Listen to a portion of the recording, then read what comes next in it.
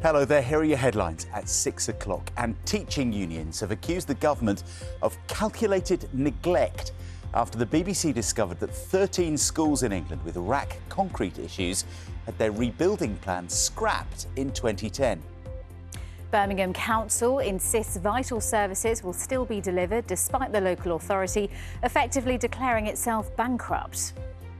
Good morning. More than 1,000 staff at the collapsed retailer Wilko will find out that they've lost their jobs later as more than 50 branches close nationwide. I have all the details.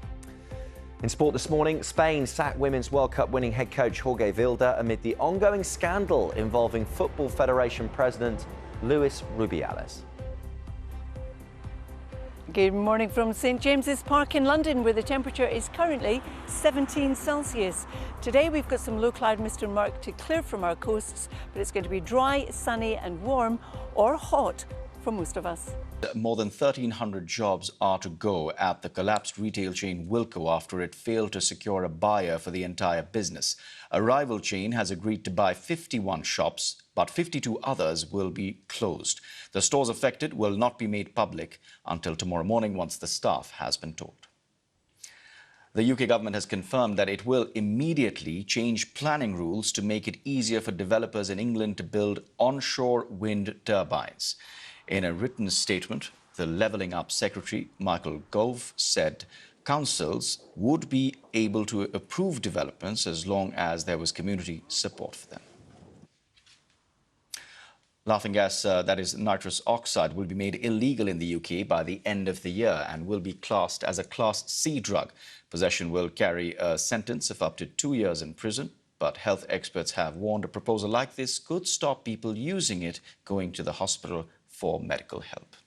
Yeah, let's take a look at some of today's papers. And the Metro has picked up on the BBC's sewage investigation and reports that water companies are blatantly breaking the law by dumping untreated waste in sunny weather.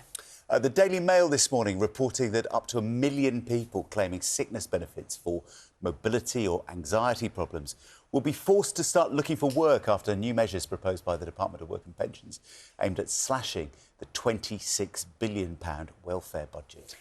On to the Eye's front page, which focuses on the concrete crisis and its effect on the NHS. Its report says NHS documents reveal the extreme measures staff are forced to take to keep hospital wards safe from risky concrete.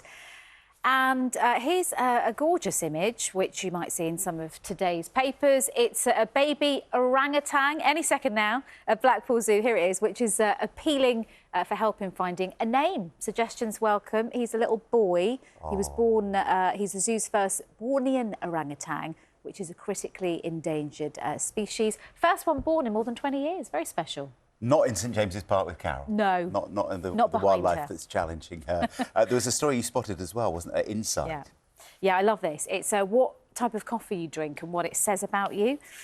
So if you drink, like me, drink a flat white, apparently you are honest and trustworthy. Is that true? Yes, of course it is. What do you drink? Do I believe you? I drink a black Americano, so what does that say? A black Americano. Comfortable in my own skin. Yes, I'd agree with that. If you like a double espresso, it means you are probably, well, I say it means, this is suggesting you are well-travelled and well-read. If you drink an espresso, you're more likely to have a degree. And this is a thing I don't like at all, a flavoured coffee. But it does mean if you are the type of person that likes a flavoured coffee, you are happy and funny. Does that mean if I order a mocha, I'm sexy?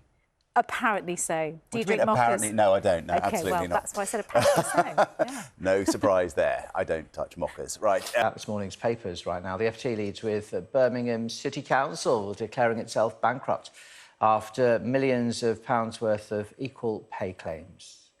On the front page of the Metro, what a fine mess. It leads with an investigation into companies dumping untreated sewage. NHS staff told to watch out for concrete danger signs is on the front page of the Eye. Also focusing on unsafe concrete, the Mirror asks, where did the money for our schools go? The Times says people with mobility and mental health problems will be told to look for jobs they can do from home as the government tries to cut the number of benefits claimants. That's also on the front of the Mail, which says up to 1 million people will be forced to start looking for work. On the same story, the Telegraph reports that the planned changes to sickness benefit claims won't come in until 2025.